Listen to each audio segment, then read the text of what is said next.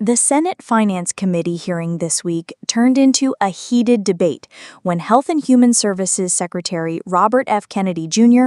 was pressed about vaccine policies and leadership changes at the Centers for Disease Control and Prevention.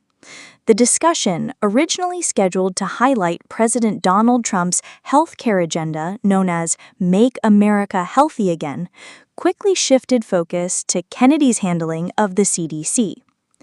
At the center of the controversy is the recent firing of former CDC Director Susan Monarez, who left the agency after less than a month in office. In a widely discussed opinion piece, Monarez alleged that she was pressured to approve vaccine recommendations from a newly appointed panel that included individuals with a history of questioning vaccines. She claimed Kennedy directly instructed her to pre-approve these decisions regardless of scientific evidence. Senator Ron Wyden, the leading Democrat on the committee, pressed Kennedy during the hearing. Wyden asked directly whether Kennedy had told Monarez to ignore her scientific judgment and simply support the recommendations. Kennedy strongly denied the accusation, stating that he never held a private meeting with Monarez and never gave such instructions. In his words, the claim was false.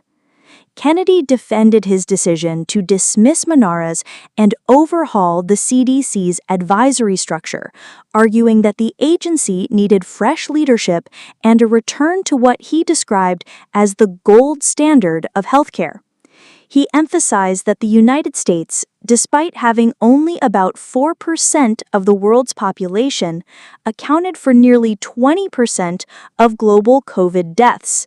He blamed poor leadership at the CDC for misguided policies, including prolonged school closures and mask mandates for children.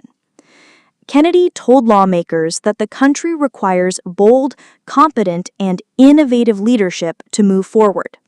Quoting his father, he said that progress requires change, and change often meets resistance. For him, reshaping the CDC is about ensuring accountability and preparing the country for future health challenges.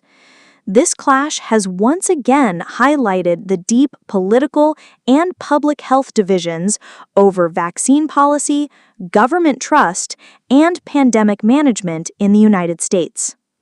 If you found this breakdown helpful and want to stay updated on major political and health developments, don't forget to hit the subscribe button and join us here at InsightPulse for more in-depth coverage.